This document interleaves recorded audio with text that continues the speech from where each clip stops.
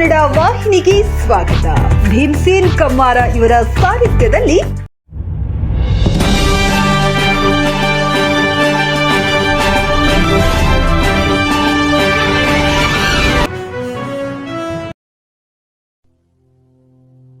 ಸುಮಾರು 60 ವರ್ಷ ವೃದ್ಧನನ್ನು ಅನಾಥಾಶ್ರಮಕ್ಕೆ ಸೇರಿಸಿ ಮಾನವೀಯತೆ ಮೆರೆದ ರಫೀಕ್ ಬಡಿಗಾರ.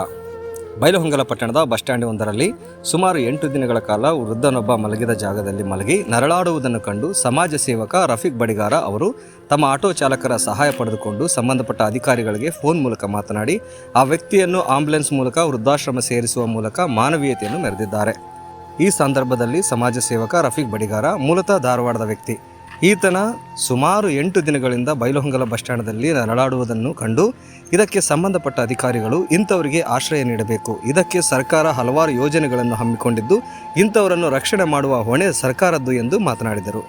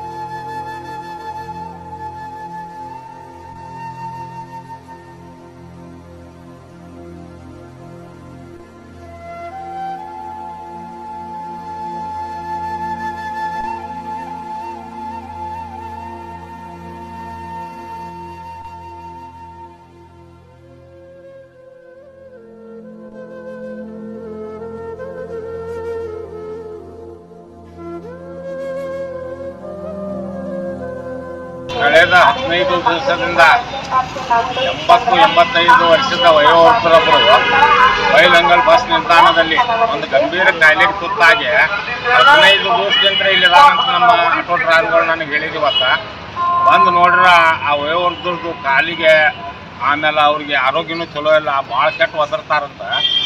ಈಗಾಗಲೇ ನಾವು ಹಲವಾರು ಬಾರಿ ಹಲವು ಜನರನ್ನು ಕಳಿಸಿದ್ದೇವೆ.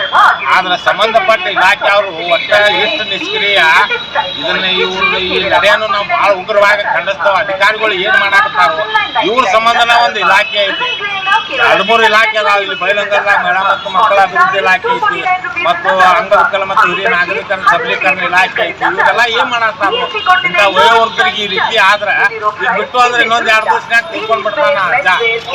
ಅವ್ರಿಗೆ ಹೊರೆ ಯಾರ ಜವಾಬ್ದಾರಿ, ಇದಕ್ಕೆ ಹೊಣೆ ಯಾರ? ಇದು ಹಿಂಗ ನಿರಂತರ ನಡೆದ್ರೆ ಅಧಿಕಾರಿಗಳು ಮತ್ತೆ ಎದಕ್ಕೆ ಬೇಕು? ಅವ್ರ ಹೆಸರಿನ ಮೇಲೆ ಆ ಇಲಾಖೆ ಅದಕ್ಕೆ ಬೇಕು. ಅದಕ್ಕೆ ನಾವು ಅಧಿಕಾರಿಗಳು ಅಂತ ಏನು ರಿಕ್ವೆಸ್ಟ್ ಮಾಡ್ಕೊಳ್ಳೋದಂದ್ರೆ ಅತಿ ಶೀಘ್ರದಾಗ ಹೋದ ಅವ್ರಿಗೆ ಪುನರ್ವಸತಿಯನ್ನು ಕಲ್ಪಿಸಬೇಕು ಮತ್ತು ಸೂಕ್ತವಾದ ಚಿಕಿತ್ಸೆ ಕೊಡಬೇಕಂತ ಅಧಿಕಾರಿಗಳಂತೆ ನಾವು ಕಳಕಳಿಯ ವಿನಂತಿ. ಸಂಬಂಧಪಟ್ಟ ಅಧಿಕಾರಿಗಳು ರೆಸ್ಪಾನ್ಸ್ ಮಾಡಲಿಲ್ಲ ಅಂದ್ರೆ ಮುಂದಿನ ನಡೆ ಯಾವ ರೀತಿ ಇರುತ್ತೆ? ರೋಡ್ ಬಂದ್ ಆಗ್ತತ್ರಿ, ಇವನ್ ತಗೊಂಡು ಅಜ್ಜಾಂಡ್ ರೋಡಿಗೆ ಬರ್ತಾವ. ಮೇಲಾಧಿಕಾರಿಗೆ ಏನು ವಿಷಯ ಸರ್ ಈಗ ಮಹಿಳಾ ಮತ್ತು ಮಕ್ಕಳ ಅಭಿವೃದ್ಧಿ ಇಲಾಖೆ ಅವ್ರು ತಿಳಿಸಿದೇವ್ರ ಅವ್ರಿಗೆ, ಅವರು ಸಂಬಂಧಪಟ್ಟ ಇಲಾಖೆಗೆ ತಿಳಿಸ್ತಾನಂತ ಅವ್ರು ಅಂದಾರ. ಯಾವಾಗ ಆಗ್ತೈತೆ ನೋಡ್ಬೇಕಾ, ಇನ್ನೊಂದು ತಾಸು ನೋಡ್ತಾವ್ರೆ, ಇಲ್ಲಾಂದ್ರೆ ಅಜ್ಜಾಂತ ರೋಡಿಗೆ ಬರ್ತಾವ್ರೆ, ಅವಾಗ ಎಲ್ಲರೂ ಬರ್ತಾರೆ.